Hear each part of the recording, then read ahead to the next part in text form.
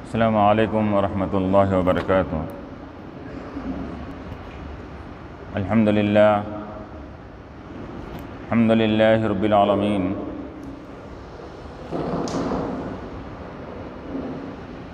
العاقبۃ للمتقین،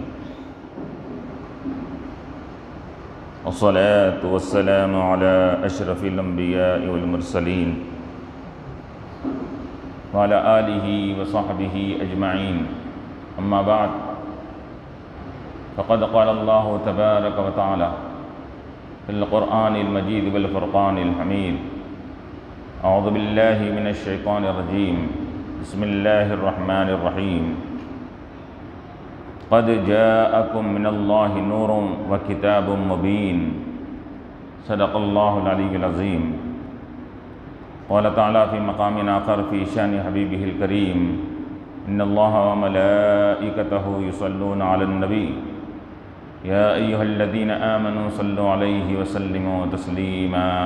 اللہم صلی علیہ وسلم۔ حاضرین کرام و معزز سامعین، جیسا کہ میں نے ابھی قرآن کریم کی ایک آیت کی تلاوت کے شرف حاصل کیا، جس میں اللہ تبارک و تعالیٰ اپنے حبیب ہمارے آقا سرور کائنات حضور صلی اللہ علیہ وسلم کی آمد اور تشریف آوری کا اور آپ کی نورانیت کا ذکر فرما رہا ہے کہ قد جاءکم من اللہ نور وکتاب مبین، اے لوگو تمہارے پاس اللہ کی طرف سے ایک نور آیا اور واضح کتاب آئی۔ تو اکثر مفسرین فرماتے ہیں کہ نور سے کیا مراد ہے؟ کتاب مبین سے تو بات واضح ہے کہ اس سے قرآن کریم مراد ہے، جو اللہ تعالیٰ کی واضح کتاب ہے، جو ہر بات کو کھول کھول کر بیان کرتی ہے، اس میں کوئی شک نہیں ہے۔ لیکن اس کتاب کے ذکر سے پہلے جو نور کا ذکر آیا ہے کہ تمہارے پاس نور بھی آیا، کتاب بھی آئی، تو اس نور سے کیا مراد ہے؟ تو مفسرین اکثر فرماتے ہیں کہ اس سے مراد نور محمدی صلی اللہ علیہ وسلم ہے، کہ حضور پاک علیہ السلام کو یہاں نور سے تشبیہ دی گئی، نور کہا گیا اس وجہ سے کہ حضور علیہ السلام کی ذات اور آپ کی شخصیت کے دو اہم پہلو ہے۔ ایک ہے حضور صلی اللہ علیہ وسلم کا وجود میں آنا، موجود ہونا، دوسرا ہے کہ حضور علیہ السلام کی ولادت اور پیدائش کا ہونا۔ وجود کے لیے، کسی بھی چیز کے پائے جانے کے لیے ولادت اور پیدائش کا ہونا ضروری نہیں، بغیر پیدائش کے بھی کوئی چیز وجود میں آ سکتی ہے۔ فرشتے ہیں، پیدا نہیں ہوئے کسی سے انہوں، لیکن ان کا وجود ہے، یہ بات قرآن بھی گواہی دے رہا ہے، احادیث بھی اس کی گواہی دے رہے ہیں۔ فرشتے ہیں اور نورانی مخلوق ہے، اور حور ہے جنت کی، یہ سب یہ اللہ تعالیٰ نے ان کو ایک نور سے بنایا ہے۔ تو ان کے وجود کے لیے ولادت اور پیدائش کی ضرورت نہیں ہے۔ اسی طرح حضور پاک علیہ السلام کی دو حیثیتیں ہیں، ایک ہے آپ کا وجود، اس کائنات میں آپ کو موجود کیا گیا، تو موجود ہونے کے لیے ولادت کا ہونا ضروری نہیں۔ تو معلوم ہوا کہ آپ کا ولادت سے پہلے آپ کے نور کو پیدا کیا گیا، اور پھر جب آپ کو بشریت انسان کے لباس میں بھیجنا تھا تو اس وقت آپ کی ولادت باسعادت ہوئی، پیدائش ہوئی۔ تو اس وجہ سے حضور علیہ السلام کی دو اہم پہلو ہے، علماء نے اس کے تین پہلو بھی بیان کیے کہ بعثت کے ایک تیسرا پہلو یہ ہے کہ پیدائش ہونے کے بعد بھی 40 سال تک آپ نے اپنی نبوت کا اظہار نہیں فرمایا، 40 سال کے بعد کیا۔ تو بعثت جو اصل مقصد ہے نبی کا، وہ ایک نبی کا ایک حضور علیہ السلام کا ایک پہلو ہے آپ کی حیات مبارکہ کا۔ تو غرض یہ کہ ولادت سے پہلے حضور علیہ السلام موجود تھے، اس بات کا ہم کو صحیح احادیث سے ثبوت ملتا ہے۔ بلکہ یہی نہیں کہ حضور موجود تھے، بلکہ یہ بھی ہم کو اس بات کا علم احادیث سے اور اس قرآن کریم کی اس آیت کے اشارے سے معلوم ہوتا ہے کہ حضور علیہ السلام کا وجود کائنات میں سب اللہ تعالیٰ کے بعد یہ تمام کائنات میں اگر کسی کا وجود ہوا تو حضور علیہ السلام کی ذات بابرکت کا وجود ہوا ہے۔ یعنی جب حضور علیہ السلام کے نور مبارک کو پیدا کیا گیا تو اس وقت سوائے اللہ تعالیٰ کی ذات اور اس کے صفات کے کوئی اور چیز موجود نہیں تھی اس وقت۔ نہ زمین، نہ آسمان، نہ چاند، نہ سورج، نہ ملک، نہ فلک، نہ حجر، نہ شجر، نہ فرشتے، نہ جنات، کوئی بھی نہیں تھے اس وقت۔ ایسے وقت میں اللہ تبارک و تعالیٰ نے حضور پاک علیہ السلام کے نور مبارک کو پیدا فرمایا۔ چنانچہ اللہ کے رسول علیہ السلام نے حدیث شریف میں فرماتے ہیں کہ حضرت جابر سے گیا جابر اول ما خلق اللہ نور نبی کا، کہ حضرت جابر نے جب سوال کیا کہ رسول اللہ کائنات میں سب سے پہلے وجود کس کا ہوا، تو حضور کریم علیہ السلام نے حضرت جابر رضی اللہ عنہ جو حضور کے صحابی ہے ان سے فرمایا کہ اے جابر، سب سے پہلے اللہ تعالیٰ نے خلق اللہ نور نبی کا، سب سے پہلے اللہ تعالیٰ نے تمہارے نبی کے نور کو پیدا فرمایا۔ تو یہ حدیث اس بات کی دلالت کر رہی ہے، اور یہی نہیں بلکہ بے شمار احادیثیں اس بات پر دلالت کرتی ہے کہ کائنات میں سب سے پہلے اللہ تبارک و تعالیٰ نے حضور علیہ السلام کو پیدا فرمایا، پیدا ہی نہیں فرمایا بلکہ حضور کو پیدا کر کے حضور کے نور کو پیدا فرما کر حضور کے نور سے کائنات بنی۔ حضور علیہ السلام ہی کے نور کے برکت سے تمام کائنات کو سجایا گیا، تمام مخلوقات حضور علیہ السلام کے نور مبارک سے بنی ہیں۔ اس کا بھی ذکر ہم کو حدیث میں ملتا ہے کہ اول ما خلق اللہ نوری، ایک حدیث میں حضور نے فرمایا کہ سب سے پہلے اللہ نے میرے نور کو پیدا کیا اور اس کے بعد پھر تمام کائنات کو میرے نور سے پیدا کیا گیا۔ تو اس سے یہ معلوم ہو رہا ہے کہ حضور علیہ السلام کی ذات بابرکت یہ تمام کائنات میں اللہ تبارک و تعالیٰ کے بعد تمام کائنات میں اول ہے، مقدم ہیں، ایسی مقدم ہے کہ آپ کی وجود کے وقت میں کائنات کا کوئی چیز، کوئی حصہ پایا نہیں جاتا تھا، یہاں تک کہ آدم علیہ السلام جو انسانیت کے سب سے پہلے شخصیت ہے، وہ آدم علیہ السلام کے وجود سے پہلے بھی اللہ تعالیٰ نے حضور علیہ السلام کے نور مبارک کو پیدا فرمایا تھا۔ چنانچہ حضرت آدم علیہ السلام خود مواہب لدنیا وغیرہ مختلف احادیث کی کتابوں میں یہ حدیث ہم کو ملتی ہیں کہ آدم علیہ السلام جو آپ کو پیدا کیا گیا جنت میں رہ رہے تھے، کہ جنت میں آپ نے کیا دیکھا؟ آپ نے جنت میں دیکھا کہ جنت کے ہر مقام پر یہ نام محمد صلی اللہ علیہ وسلم لکھا ہوا ہے۔ جنت کے درختوں پر، پتوں پر، حوروں کے سینوں پر اور فرشتوں کے کیا ہے پیشانی پر، ہر مقام پر آپ نے کیا دیکھا کہ اللہ تبارک و تعالیٰ نے حضور علیہ السلام کے نام مبارک کو کندہ کیا ہے، بلکہ بعض روایت میں آتا ہے کہ ہر جگہ لکھا ہوا لا الہ الا اللہ محمد رسول اللہ، لا الہ الا اللہ محمد رسول اللہ۔ دنیا میں 1,25,000 پیغمبر اور انبیاء آئے ہیں، لیکن اللہ تعالیٰ ان سب کو بھیجنے والا اللہ تعالیٰ ہی انبیاء معصوم ہوتے ہیں، لیکن وہ 1,25,000 انبیاء کرام میں سے کسی کا نام وہاں پر نہیں ہے۔ اگر نام ہے تو وہ حضور علیہ السلام کا نام مبارک وہاں ہر جگہ چمک رہا ہے، دمک رہا ہے، ہر جگہ ظاہر ہے۔ بلکہ آدم علیہ السلام نے دیکھا کہ عرش کے کنگوروں پر بھی حضور علیہ السلام کا نام ہے، لا الہ الا اللہ کے ساتھ محمد رسول اللہ لکھا ہوا ہے اس کے اندر۔ تو چنانچہ روایتوں میں آتا ہے کہ آدم علیہ السلام کی پیدائش سے ہزاروں برس پہلے اللہ تعالیٰ نے حضور پاک علیہ السلام کے نور مبارک کو پیدا فرما دیا تھا، ہزاروں برس پہلے۔ چنانچہ جب حضرت آدم علیہ السلام سے لغزش ہوئی، آپ سے ایک خطا ہوئی، تو آپ کو جب جنت سے دنیا میں بھیجا جا رہا تھا، جنت سے آپ نے نکلے، تو اس وقت آپ وہاں پر ہر مقام پر بھی دیکھا تھا جنت میں نام، اور چنانچہ ایک مرتبہ آپ نے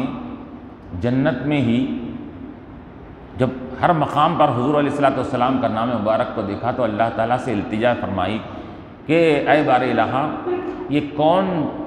ذات اور شخصیت ہے جس کا نام تو نے اپنے نام کے ساتھ ہر جگہ شامل کیا ہوا ہے، ہر جگہ لکھا کر رکھا ہے اس کے اندر؟ تو اللہ تعالیٰ نے فرمایا کہ آدم، یہ تمہارے ہونے والے فرزند ارجمن ہے، تمہارے لخت جگر بیٹے ہیں، کہ جن کا نام محمد صلی اللہ علیہ وسلم ہوگا، اور وہ تمہارے کیا ہے صلب سے، تمہارے پیٹھ سے پیدا ہوں گے۔ تو یہ محمد صلی اللہ علیہ وسلم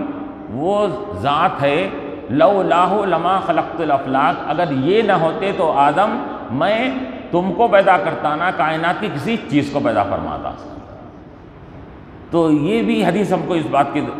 طرف اشارہ کر رہی ہے، آدم علیہ السلام کے پیدائش سے کئی ہزار برس پہلے حضور علیہ السلام کا نور مبارک وہاں جلوہ گر تھا، چمک رہا تھا، ہر مقام پر تھا۔ اور چنانچہ جب آدم علیہ السلام سے لغزش ہوئی، اور پھر اس کے بعد جب حضرت آدم علیہ السلام نے جب یہ سنا کہ وہ میرے ہی لخت جگر ہوں گے، میرے فرزند ہوں گے، تو اللہ تعالیٰ سے انہوں نے معرضہ کیا کہ بار الہ، اس بیٹے کے طفیل باپ کی بخشش فرما دے، اس بیٹے کے طفیل باپ کی بخشش فرما۔ تو اللہ تعالیٰ نے فرمایا ہے کہ اے آدم، تم صرف اپنی بخشش تم چاہتے ہو، اگر یہ نام مبارک تو وہ برکتوں والا نام ہے، قیامت تک آنے والی تمہاری جتنی اولاد ہوں گی، انسان ہوں گے، ان سب کی تم گناہوں کی مغفرت مجھ سے طلب کرتے تو اس نام کی برکت سے میں ان سب کے گناہوں کو معاف فرما دیتا۔ تو چنانچہ یہ تو جنت میں یہ معاملہ ہوا تھا۔ اب اس کے بعد یہ بھی روایت میں آتا ہے کہ جنت میں بھی آپ نے نام مبارک کا وسیلہ لیا، آدم علیہ السلام نے بھی، اس کے طفیل باپ کی مغفرت فرما۔ پھر اس کے بعد جب جنت سے جب آپ کو خطا کی وجہ سے نکالا گیا، تو آپ جب دنیا میں تشریف لائے تو 300-350 برس تک صرف روتے رہے، وہ لغزش، معمولی سی لغزش کی وجہ سے۔ اس لغزش میں بھی اللہ تبارک و تعالیٰ کی حکمتیں تھیں، اور کئی ایک اس کے اندر بے شمار اللہ کی حکمتیں پائی جاتی تھی کہ کائنات کو وجود میں لانا تھا یہ لغزش کے ذریعے سے۔ لیکن اس کے باوجود بھی آپ 300-350 برس تک آپ روتے رہے، اور جب آخر میں آپ کو یہ خیال آیا کہ میں اللہ سے معافی مانگتے رہے کہ میں جنت میں نے نام محمد صلی اللہ علیہ وسلم کو دیکھا تھا ہر جگہ پر، کیوں نہ انہی کا وسیلہ لے کر دعا کی جائے۔ تو چنانچہ آدم علیہ السلام نے حضور پاک علیہ السلام کے نام مبارک کا وسیلہ لے کر دعا فرمائی، اے بار الہ، میری خطا لغزش کو تو معاف فرما دے۔ تو اللہ تبارک و تعالیٰ نے آدم علیہ السلام کی اس خطا کو حضور علیہ السلام کے نام مبارک کی برکت سے معاف فرما دیا۔ تو یہ اس سے معلوم ہو رہا کہ آدم علیہ السلام کے وجود سے پہلے حضور علیہ السلام کا وجود تھا، آپ کا نور مبارک وہاں پر چمک رہا تھا۔ ارے یہی نہیں بلکہ اللہ تعالیٰ نے فرشتوں کو، جو آدم علیہ السلام سے پہلے ہزاروں برس پہلے فرشتے رہتے تھے، فرشتوں کا وجود تھا۔ چنانچہ آدم علیہ السلام کے پتلوں کو جب پیدا کیا گیا، پتلا بنایا گیا، تو ان سے کہا گیا کہ اے فرشتوں سجدہ کرو۔ تو معلوم ہوا کہ آدم سے پہلے فرشتے موجود ہیں، آدم سے پہلے جبرائیل موجود ہے، سب موجود ہے، لیکن ہزاروں برس پہلے فرشتوں کا بھی وجود ہے، اور فرشتوں کے جو اصل سردار ملائکہ ہے حضرت جبرائیل علیہ السلام، وہ جبرائیل علیہ السلام کا جو وجود ہے، آپ کی جو دنیا میں ان کو جو پیدا کیا گیا ان کے نور کو، تو ایک حدیث سے تو ہم کو معلوم ہو رہا کہ حضرت جبرائیل علیہ السلام جو فرشتوں کے سردار ہے، ان کا ابھی نور یا ان کو ابھی بنایا نہیں گیا تھا، اس سے پہلے ہمارے آقا حضور علیہ السلام کو پیدا کر دیا گیا۔ چنانچہ حضرت جبرائیل علیہ السلام ایک مرتبہ فرماتے ہیں، جب حضور علیہ السلام نے ان سے دریافت فرمایا، اے جبرائیل بتاؤ تمہاری عمر کیا ہے، تمہاری عمر کتنی ہے؟ تو جبرائیل علیہ السلام نے عرض کیا کہ یا رسول اللہ صلی اللہ علیہ وسلم، مجھے اپنی عمر کا صحیح طور پر اندازہ تو نہیں ہے، ہزاروں برس کا معاملہ ہے تو اندازہ تو نہیں، البتہ ایک چیز یہ ہے کہ اللہ تبارک و تعالیٰ کے ذات بابرکت اور مخلوق کے درمیان میں اللہ تعالیٰ نے کئی پردے رکھے ہیں، کیونکہ اللہ تعالیٰ کے نور کی تاب مخلوق نہیں لا سکتی۔ اللہ کا وہ نور ہے کہ جس کی تاب مخلوق نہیں لا سکتی۔ حضرت موسیٰ علیہ السلام کو ایک تجلی ہوئی اللہ تعالیٰ کی، ذات کی نہیں، صرف ایک صفت کی ایک تجلی ہوئی، بے ہوش ہو گئے۔ تو اسی وجہ سے اللہ تعالیٰ نے اپنے اور مخلوق کے درمیان میں کئی سو پردے اللہ تعالیٰ نے حائر رکھے ہیں، تاکہ مخلوق کیا ہے سنبھل کر رہے اور اللہ کے نور کی وجہ سے وہ کہیں ہلاک نہ ہو جائے۔ کئی حجابات اللہ تعالیٰ نے درمیان میں رکھے ہیں۔ تو جبرائیل علیہ السلام فرماتے ہیں کہ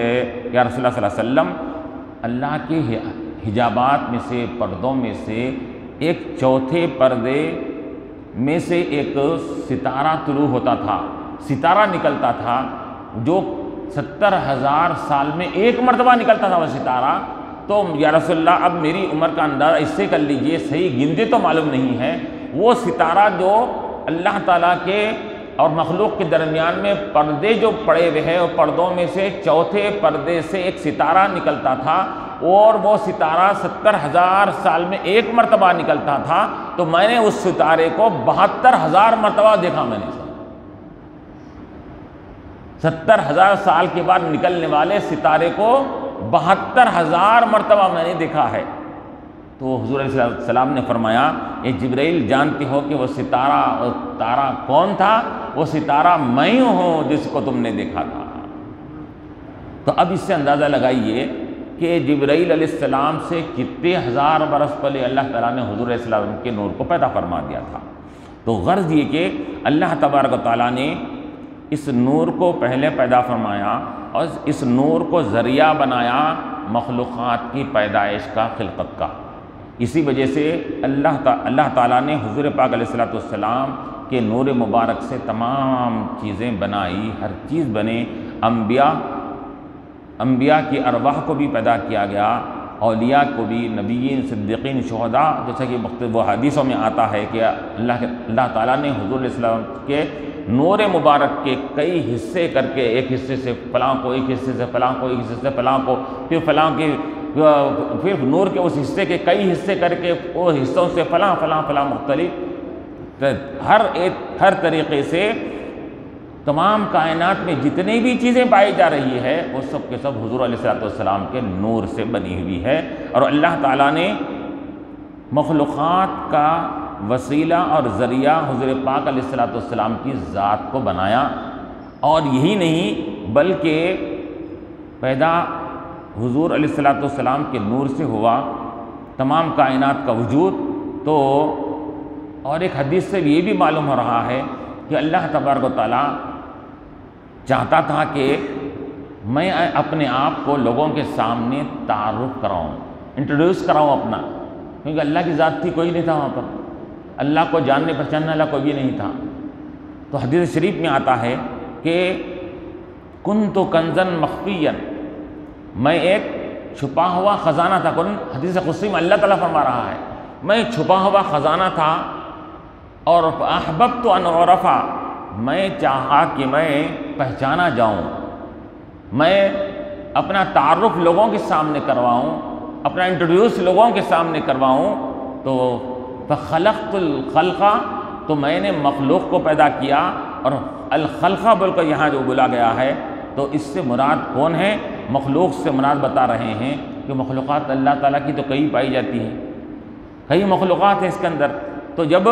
مطلق بولا جاتا ہے تو وہ کامل مخلوق کی طرف اشارہ کیا جاتا ہے۔ تو فخلقت الخلق سے مراد کیا ہے؟ حضرت امام ربانی مجدد الفسانی رحمۃ اللہ علیہ فرماتے ہیں یہاں کامل مخلوق میں جو کامل ہے اس کو پیدا کیا۔ تو مخلوق میں کامل کون ہے؟ فَأَحْبَبْتُ أَنْ أُعْرَفَ، میں نے چاہا کہ اپنے کو پہچانا جاؤں اور لوگوں کا تعارف کرواؤں، تو میں نے نور محمد صلی اللہ علیہ وسلم کو پیدا فرمایا۔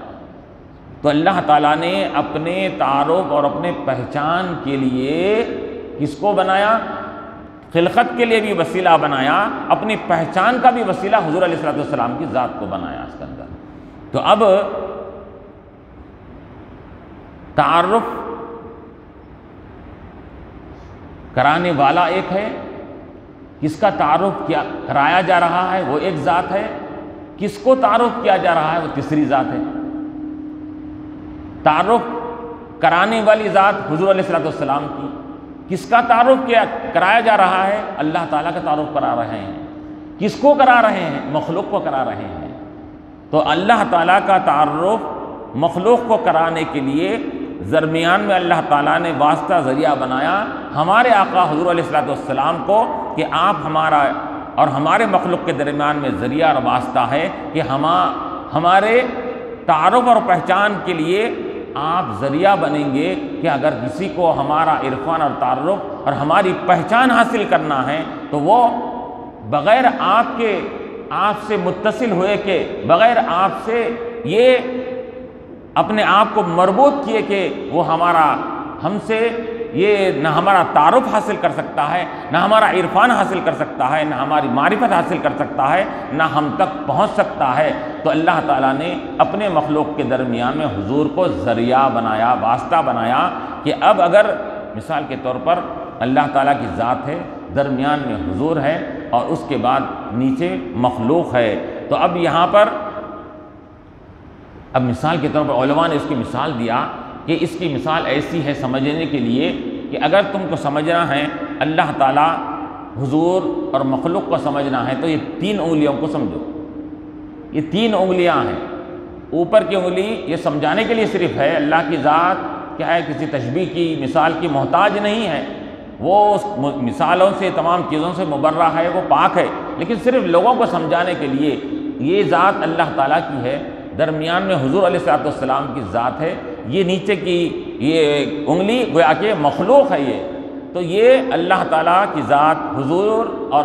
نیچے کی انگلی یہ مخلوق کی ہوئی۔ تو اب علماء فرماتے ہیں مثال دیتے ہوئے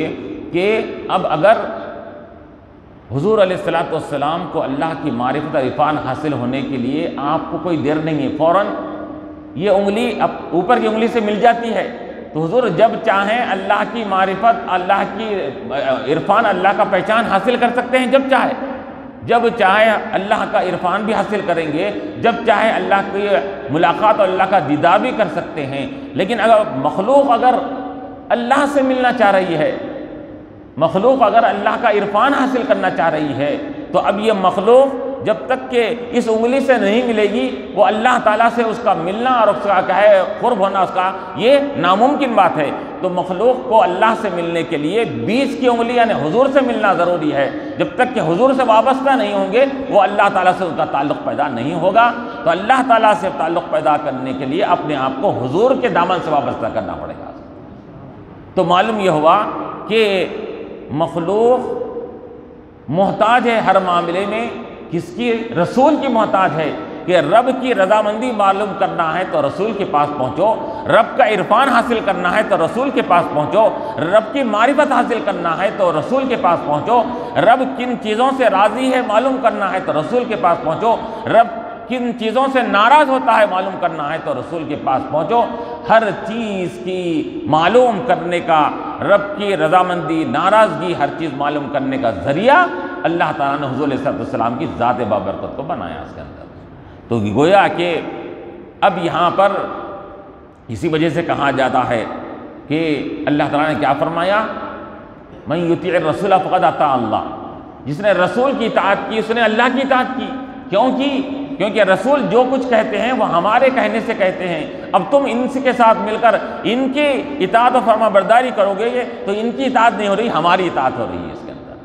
ان کی بات سنو گے، ہماری بات سننے کے قائم مقام ہیں۔ ان کی پیروی کرو گے، ہماری پیروی ہوگی۔ ان کی رضامندی حاصل کرو، ہماری رضامندی ہوگی۔ ان کا قرب حاصل کرو، ہمارا قرب تم کو حاصل ہو جائے گا۔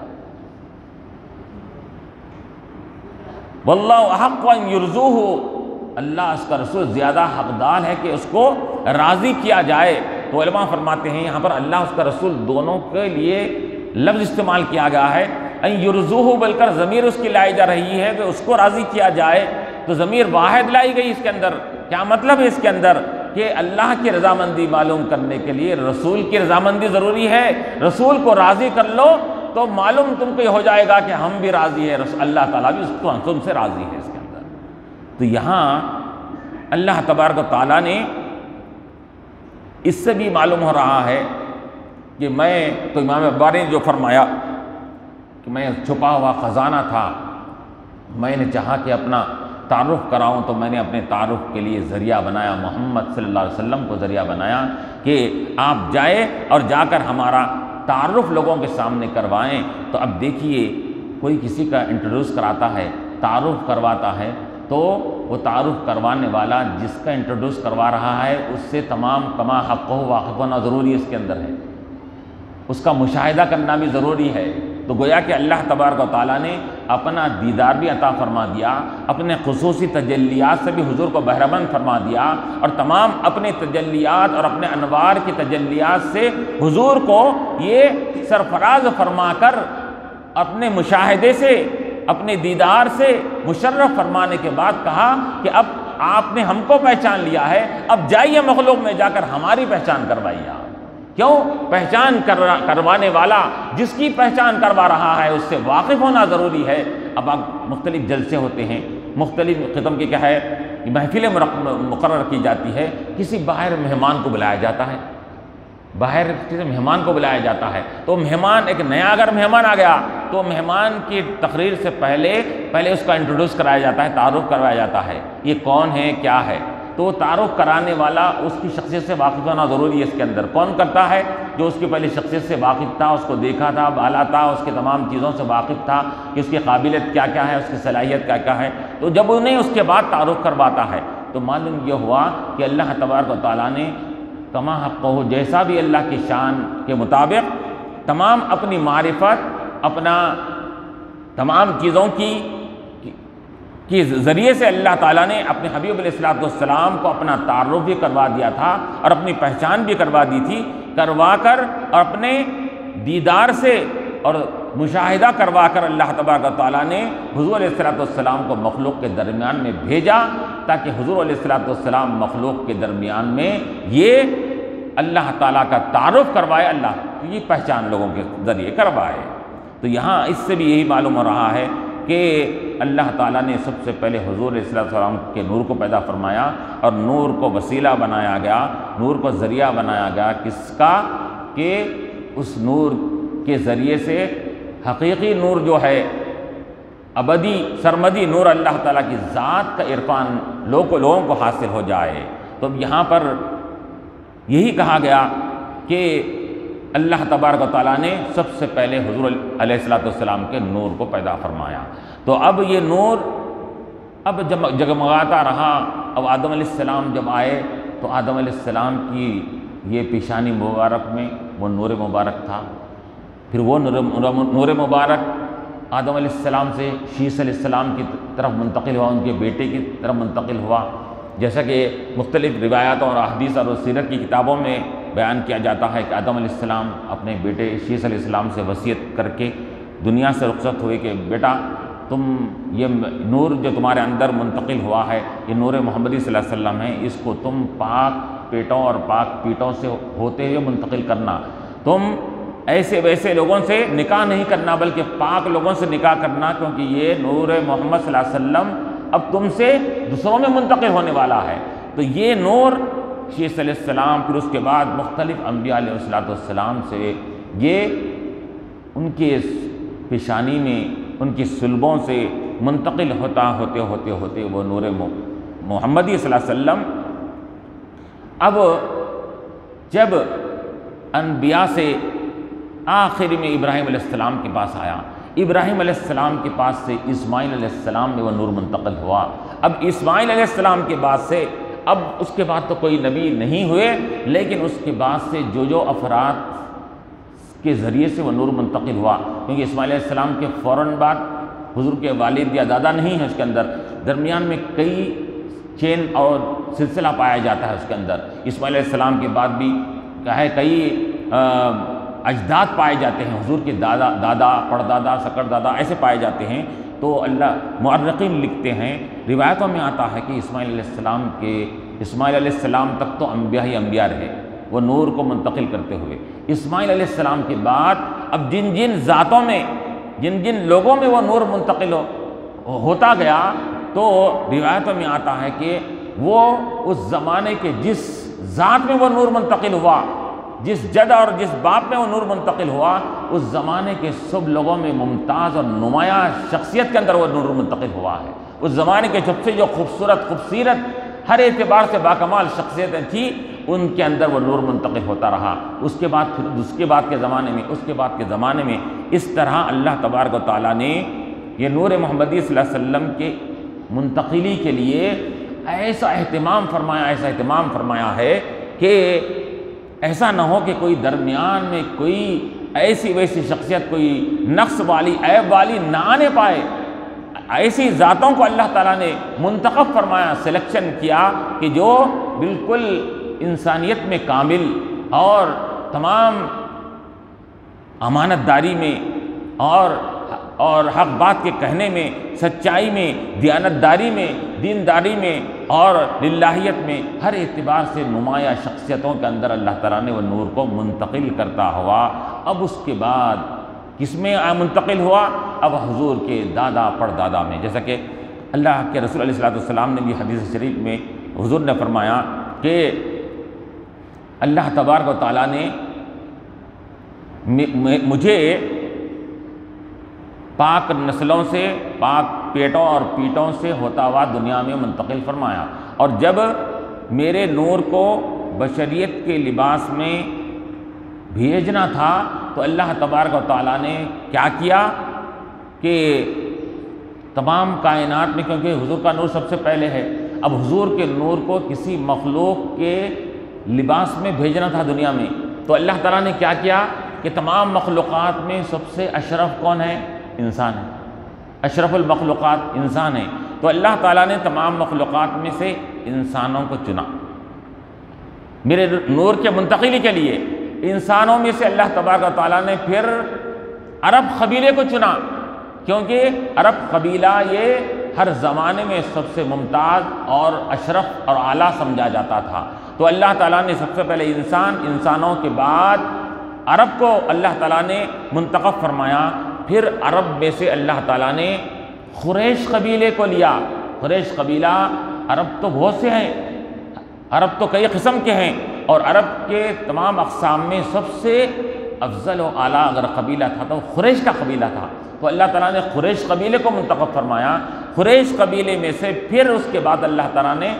ہاشم کو اللہ تعالیٰ نے یہ منتخب فرما کر ہاشم کے اندر میرے نور کو منتقل فرمایا۔ ہاشم کون ہے؟ حضور کے پردادا عبد المطلب کے والد بزرگوار حضرت ہاشم رضی اللہ عنہ ہے کہ اللہ تعالیٰ نے ہوتے حضرت ہاشم کے پیشانی میں اور صلب میں وہ نور مبارک کو منتقل فرمایا۔ اب دیکھیے یہ نور جہاں جہاں جاتا وہ اپنے کمالات کا اظہار کرتا جاتا۔ جن جن ذاتوں میں وہ نور منتقل ہوا وہ ایک محیر العقول،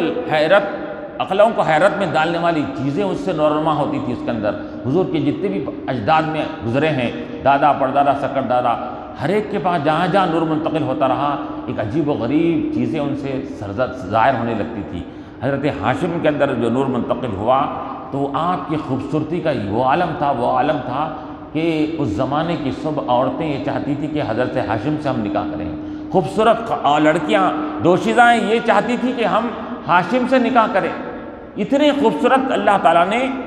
آپ کے اجداد کو، آپ کے داداؤں کو بنایا تھا۔ تو حضرت ہاشم کی خوبصورتی وہاں پر مشہور تھی۔ اور یہی نہیں بلکہ یہ تو ایک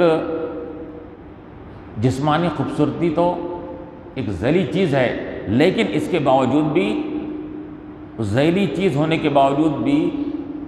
کیونکہ حقیقی کیا دیکھا جاتا ہے انسان کے اندر؟ کردار کو دیکھا جاتا ہے، اخلاق کو دیکھا جاتا ہے، اس کی سوانح حیات کو دیکھا جاتا ہے، اس کے رہن سہن کو دیکھا جاتا ہے، یہ اس کی اصل ہوتی ہے، اس کے اندر ہے۔ صورت کو بعد میں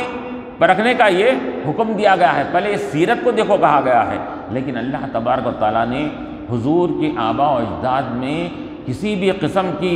ذیلی چیزوں کو بھی چھوڑا نہیں، بلکہ جو اصلی چیزیں ہیں اصلی چیزوں کو بھی رکھا، ذیلی چیزوں کو بھی رکھا، جو اوریجنل چیزیں ہوتی ہیں جو انسانیت کو نکھارنے والی وہ بھی تھی، اور جو ثانوی سیکنڈری حیثیت کی چیزیں ہیں اندر وہ چیزوں کو بھی اللہ تعالیٰ نے رکھا اس کے اندر، کہ ان کی زندگیوں میں ان کے اخلاق اور کردار کو بھی اعلیٰ بنایا، اور تو ان کی صورت اور ان کے خد و خال کو بھی اللہ تعالیٰ نے خوبصورت بنایا اس کے اندر۔ کیوں؟ تاکہ کسی کو بھی کسی ظاہری حسن و جمال کی کمی کی وجہ سے کوئی ان سے کسی دوسرے خوبصورت شخص کی طرف کوئی متوجہ نہ ہونے پائے، ہر اعتبار سے ان کو دلکش بنا کر تمام مخلوقات کا وہ ان کو کیا بنا دیا، ایک مخلوقات کے لیے ایک ذریعہ بنا دیا کہ ہر کوئی ان کی طرف منتقل ہوتے جائیں۔ تو حضرت ہاشم میں وہ کمالات تھے، چنانچہ روایتوں میں آتا ہے کہ وہ کردار کا تو وہ عالم ہے، وہ ان کی فیاضی کا وہ عالم ہے، وہ سخاوت کا وہ عالم ہے کہ اتنے سخاوت کرتے تھے، اتنے سخاوت کرتے تھے کہ لوگوں نے کہا کہ ہاشم جو نام پڑا اس کا تو ان کی سخاوت ہی کی وجہ سے پڑا۔ اتنی سخاوت کرتے تھے کہ لوگوں کو گوشت روٹی، شوربہ روٹی اس زمانے میں مرغوب غذا تھی، جیسا آج کل حریص وغیرہ جو بولتے ہیں، حلیم بولتے ہیں، تو وہ گوشت اور روٹی کو ملا کر ایک ڈش بنتی تھی، تو وہ اپنے ہاتھوں سے روٹی کو ٹکڑے کو توڑ کر اس کے اندر ڈالتے، لوگوں کو ضیافت کرتے، لوگوں کی مہمان نوازی کرتے تھے، اتنے مہمان نواز تھے۔ تو وہ مہمان نوازی وہ ہاشمہ کے معنی آتے ہیں، توڑنے کے معنی آتے ہیں، ہاشم کے معنی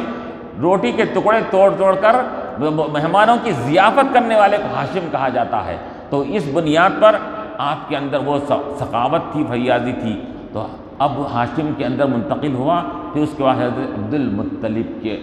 پاس وہ نور مبارک منتقل ہوا۔ حضرت عبد المطلب حضور علیہ السلام کے جد امجد دادا ہوتے ہیں، وہ حضرت عبد المطلب میں وہ نور جب منتقل ہوا تو اب وہ نور کے اثرات اور اس کی برکات میں اور اضافہ ہوتا گیا کہ حضرت عبد المطلب کو لوگوں نے آزمایا کہ جب کبھی کوئی پریشانی آ جاتی، مصیبت آ جاتی، قحط سالی ہو جاتی، بارش نہیں ہو رہی ہے، تو لوگوں نے کئی وقت آزما کر دیکھ لیا کہ عبد المطلب کو لے جا کر یہ صحرا اور جنگل میں ان کو وسیلہ بنا کر اور ان کے نور مبارک جو ان کی پیشانی میں چمک رہا ہے اس کو ذریعہ بنا کر دعا کرتے تو اللہ تبارک و تعالیٰ حضرت عبد المطلب کی طوفان سے بارش برسا دیتا، قحط سالی دور ہو جاتی اس کے اندر۔ تو یہ عبد المطلب کے اندر یہ کمالات تھے، بلکہ یہاں تک بتایا گیا ہے کہ عبد المطلب کی پیشانی میں جو نور منتقل ہوا، وہ نور کے برکات، اس کے اثرات، یا عبد المطلب جب پہاڑ پر ٹھہرتے تو لوگوں کو ان کی پیشانی سے نور نکلتا ہوا نظر آتا، وہ نور نکل کر کعبۃ اللہ کے اوپر جا کر نور پڑتا تھا اس کے اندر، لوگ اس کو اپنے نگاہوں سے مشاہدہ کرتے تھے اس کے اندر۔ تو وہ یہ چیزیں دیکھ کر لوگ عبد المطلب کو ہر مصیبت کے وقت میں ان کو ڈھال بناتے، ان کو ذریعہ بنا کر ان سے کیا ہے دعائیں کرواتے تھے اس کے اندر، اللہ تعالیٰ دعائیں قبول فرماتا تھا۔ اور پھر یہ روایتوں میں یہ بھی آتا ہے کہ عبد المطلب رضی اللہ عنہ کو بھی اللہ تعالیٰ نے ایسا خوبصورت بنایا تھا، جب وہ سو کر اٹھتے تو ان کی نگاہوں میں وہ کشش اللہ تعالیٰ نے رکھی تھی کہ لوگ یہ سمجھتے کہ انہوں نے سرما ابھی لگایا ہے، حالانکہ سو کے اٹھے ابھی سرما لگایا نہیں، لیکن اللہ تعالیٰ نے ان کی آنکھوں کو ایسا بنایا، سرمگی آنکھیں بنایا، سرما لگی بھی آنکھیں بنایا، کہ بغیر سرما لگائے کہ اللہ تعالیٰ نے ان کی آنکھوں کو ایسا خوبصورت بنایا کہ گویا کہ سرما لگایا گیا ہے۔ تو یہ خوبصورتی، یہ ظاہری خوبصورتی، باطنی خوبصورتی، تمام خوبصورتیوں سے آراستہ کر کر اللہ تعالیٰ نے وہ نور کو آہستہ آہستہ منتقل فرماتا گیا، پھر وہ نور مبارک حضرت عبداللہ میں منتقل ہوا، اور حضرت عبداللہ حضور کے والد بزرگوار میں وہ نور منتقل ہوا، اور جب وہ نور مبارک حضرت عبداللہ کی میں منتقل ہوا تو اب یہاں پر روایتوں میں یہ بھی آتا ہے کہ حضرت عبداللہ کو بھی اللہ تعالیٰ نے حسن و جمال کا پیکر بنایا تھا۔ جب دادایوں میں نور مبارک کی برکت سے دادایوں کے اندر حسن و جمال، کمال سب پایا جا رہا ہے، یہ تو بذات خود حضور کے والد ہوتے ہیں، بلا کسی تفریق کے، بلا کسی درمیان میں فصل کے، یہ جو حقیقی والد محترم ہیں تو آپ کے اندر اللہ تعالیٰ نے کتنا جمع رکھا ہوگا، کتنا حسن رکھا ہوگا، کتنا کمال رکھا ہوگا۔ تو چنانچہ حضرت عبداللہ، اب عرب کا زمانہ ہے اور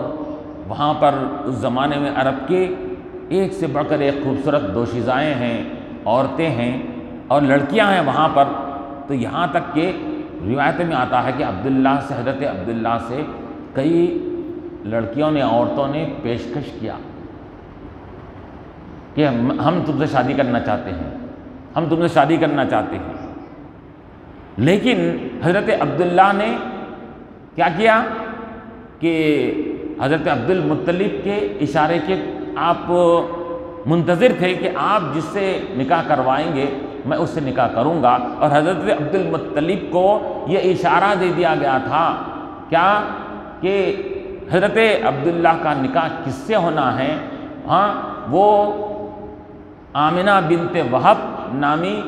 لڑکی اور خاتون ہوگی جو پاک باز خاتون ہیں، ان سے نکاح کرنا ہے۔ تو عبد المطلب اس کے منتظر تھے، انتظار میں تھے کہ وہ رشتہ کب آئے گا۔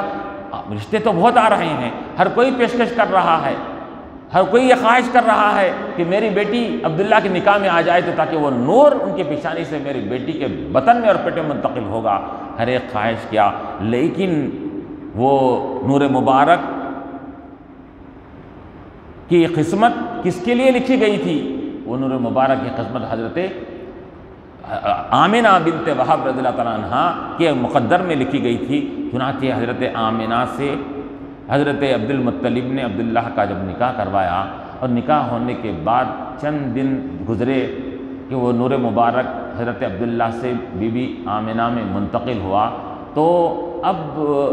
دوبارہ جب حضرت عبداللہ راستے سے گزر رہے ہیں تو وہ خاتون جنہوں نے پیشکش کیا تھا شادی کرنے کی، میں آپ سے شادی کرنا چاہتے ہیں، تو وہ لڑکیاں، وہ عورتیں حضرت عبداللہ سے کہتی ہیں کہ عبداللہ بتاؤ کہ تمہاری شادی ہو گئی کیا؟ کیسا پہچانا انہوں نے پیشانی کو دیکھ کر پہچان لیا۔ اے عبداللہ، معلوم ہوتا ہے کہ تم نے شادی کر لیا ہے۔ تو انہوں نے کہا کہ مجھے شادی ہو گئی ہے۔ ہاں، تبھی تو تمہارے پیشانی سے جو نور چمک رہا تھا وہ چمکتا ہوا نور نظر نہیں آ رہا ہے، اور ہم کو تمہاری ذات سے محبت نہیں تھی، تمہارے پیشانی میں چمکنے والی ذات سے محبت تھی، اس کو ہم اپنے اندر منتقل کرنے کے لیے ہم شادی کرنا چاہتے تھے۔ اب اگر تم ہم کو پیشکش بھی کریں گے تو ہم تم سے شادی کرنے کے لیے راضی نہیں ہیں، کیونکہ ہم کو تو وہ نور چاہیے تھا ہم کو۔ تو یہ حضور علیہ السلام کے نور منتقل ہو رہا ہے، وہ بھی لوگ بھانپ رہے ہیں، نور نکل رہا ہے کرنوں کی طرح، وہ بھی بھانپ رہے ہیں، لوگ اس کو بھی جان رہے ہیں۔ تو یہ ایسا ہوتا ہوا وہ نور بی بی آمنہ رضی اللہ عنہا کہ یہ بطن مبارک میں وہ نور منتقل ہوا، اور پھر جب بی بی آمنہ رضی اللہ تعالیٰ عنہا کے بیٹے مبارک میں، شکم مبارک میں وہ نور منتقل ہوا، تو روایتوں میں کیا آتا ہے؟ روایتوں میں آتا ہے کہ آپ کو تو حمل کا کچھ بھی احساس نہیں ہوا۔ بی بی آمنہ فرماتی ہیں جیسا کہ لوگوں کو ہوتا ہے، اس کے اندر کیا ہو رہا ہے، مختلف اس کے اثرات سمٹمز ظاہر ہونے لگتے ہیں۔ بی بی آمنہ فرماتی ہیں کچھ مجھے احساس نہیں ہوا اس کے اندر، صرف یہ ہوا کہ میں محسوس کرنے لگی کہ میرے کیا ہے ایام وغیرہ میں یہ میرے رک گئے، تو میں سمجھ گئی کہ میں حمل سے ہوں، اور اس کے بعد اور کوئی چیز نہیں۔ البتہ مجھے اس بات سے احساس ہونے لگا کہ جب میں نور مبارک کو اپنے شکم میں میں اپنے اندر سما لی تو میں کیا دیکھا کہ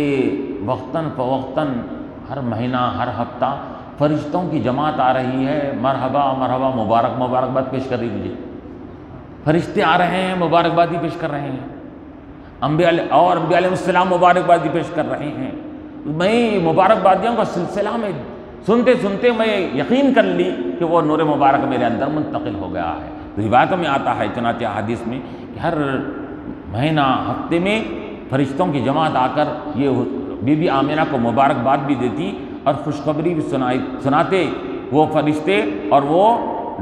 آنے والی نورانی مخلوق، اے بی بی آمنہ تم خوش ہو جاؤ، تم خوش قسمت ہو، کائنات کی وہ عظیم ماں ہو جو کائنات کی سب سے عظیم بیٹے کو پیدا کرنے والی ماں ہو تم، اس کے اندر یہ خوشخبری سنایا کرتے تھے اس کے اندر۔ اے آمنہ تمہارے سے وہ ذات پیدا ہونے والی ہے جو تمام کائنات جو سب سے افضل و اعلیٰ ہے اور جو سب سے معصوم مخلوق دنیا میں ہے انبیاء علیہ السلام کی، وہ انبیاء علیہ السلام معصوم جو ہوتے ہیں وہ معصومین کا بھی یہ امام ہوگا، امام الانبیاء کو تم پیدا کرنے والی ہو، تمہارے لیے قابل مبارکباد ہے، تم کو مبارکباد ہو۔ یہ مبارکبادی وہ پیش کرتے تھے اس کے اندر۔ تو یہ اس سلسلے کے کو دیکھتے ہوئے میں پہچان گئی کہ میں حمل سے ہوں، اور چنانچہ آپ کیا فرماتی ہیں بی بی عامر رضی اللہ تعالیٰ عنہا کہ میں جب حمل سے تھی، حضور علیہ السلام میرے شکم میں مبارک میں تھے، تو میں جب راستے سے گزرتی تھی تو راستے میں اگر کوئی کنکر پتھر کانٹا اگر آ جاتا تو وہ کنکر پتھر کانٹا وغیرہ جو سخت ہوتا، لیکن جب میرے پیر کے نیچے آ جاتا تو وہ موم کی طرح نرم بن جاتا تھا اس کے اندر۔ میں چلتے ہوئے آگے بڑھتی، وہ پتھر درمیان میں آ جاتا، لیکن وہ کنکر پتھر اور وہ کانٹا وہ میرے پیر کے نیچے آنے کے ساتھ ہی وہ نرم بن جاتا، موم کی طرح بن جاتا اس کے اندر، مجھے کسی بھی قسم کی تکلیف نہیں ہوتی۔ تو علماء فرماتے ہیں کہ موم کے طرح بن جانا یہ اس بات کی دلالت کر رہا ہے، بلکہ یہ غیب سے آواز بھی آنے لگتی ہے، اے آمینہ تم یہ کانٹا اور پتھر کو موم بننے سے تم حیرت مت کرو، یہ وہ ذات جو تمہارے پیٹ میں ہے وہ کل جو پیدا ہوگا تو وہ سخت دل پتھر دل والوں کو بھی موم بنا دے گا، نرم کر دے گا اس کے اندر۔ تو اس کی طرف اشارہ کرنا ہے۔ تو اس طرح حضور پاک علیہ السلام کے حمل کے جب مکمل ہوتے ہیں، اور روایت کے اعتبار سے جو بھی آتا ہے اس کے اندر کہ 9 ماہ جب آپ کے اوپر مکمل ہوتے ہیں تو اس کے بعد حضور علیہ السلام کی دنیا میں تشریف آوری ہوتی ہے، دنیا میں آمد ہوتی ہے، اور حضور پاک علیہ السلام یہ اب انسانی لباس میں دنیا میں جلوہ گر ہو رہے ہیں، اور جب جلوہ گر ہو رہے ہیں اور جلوہ گر ہونے کے وقت میں وہ فضا، وہ ماحول کیا عالم تھا، وہ کائنات کو اللہ تعالیٰ نے کیسا سما میں باندھ دیا تھا، وہ کیا مسرور کن حالات تھے، وہ کیا برکت والے لمحات تھے، وہ جس وقت حضور علیہ السلام کی دنیا میں تشریف آوری ہوئی تو اس کے اوپر بے شمار حدیثیں ہم کو اس پر دلالت کرنے والی پائی جاتی ہیں کہ ایسے ایسے محیر العقول، ایسے ایسے عقلوں کو حیرت میں ڈالنے والے واقعات رونما ہوئے وہاں پر، اور ایسے ایسے مناظر دیکھنے میں آئے جو آج تک کسی نے نہیں دیکھا۔ کیوں؟ ذات بھی وہی ہے کہ ایسی ذات جو تمام کائنات کو اب اپنے نور اور روشنی سے جگمگانے والی ذات ہے، تو جو اس ذات کی آمد کا جب معاملہ ہوا تو کیا ہو گیا؟ تو جیسا ہی حضور علیہ السلام کی ولادت باسعادت ہوتی ہے، بی بی آمنہ رضی اللہ عنہا فرماتی ہے کہ جیسا ہی حضور دنیا میں تشریف لائے، میں نے کیا دیکھا؟ میں نے دیکھا شام اور بصرہ کے محلات کو میں نے یہاں سے وہاں تک دیکھ لیا کہ چمک رہے ہیں، دمک رہے ہیں۔ عرب کا مقام کدھر، شام اور بصرے کا مقام کدھر، میں وہاں کے محلات کو دیکھ لیا۔ اور ایک روایت میں آتا ہے کہ جب حضور علیہ السلام دنیا میں تشریف لائے تو میں نے کیا دیکھا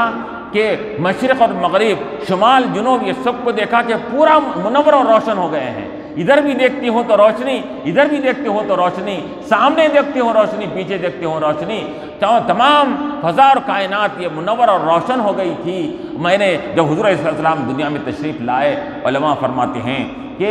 کائنات کا حضور کے پیدائش کے ساتھ ہی روشن ہو جانا، مشرق و مغرب، شمال و جنوب، یہ سب روشن ہو جانا اس بات کی علامت اور دلیل تھی کہ اللہ تبارک و تعالیٰ اس نبی مکرم علیہ السلام کی آمد کے طفیل میں اللہ تعالیٰ ان کی برکت سے، ان کے نور کی برکت سے اللہ تعالیٰ مشرق کو بھی جگمگائے گا، مشرق کو بھی اللہ تعالیٰ منور کرے گا، شمال اور جنوب بھی